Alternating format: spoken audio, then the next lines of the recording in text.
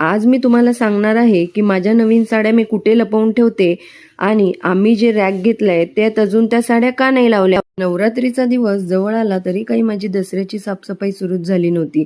कारण आहे म्हणजे माझी तब्येत। फायनली मग आज थोडं बरं वाटल्यामुळे आज ठरवलं की आज सुरुवात करायची। आम्ही रेंटने राहत असल्यामुळे आम्ही काही जास्त फर्निचर वाढवलं नाही आणि त्यामुळे मी माझ्या महागीतल्या ज्याही साड्या आहेत त्याही अशा बॅगेत पॅक करून ठेवते।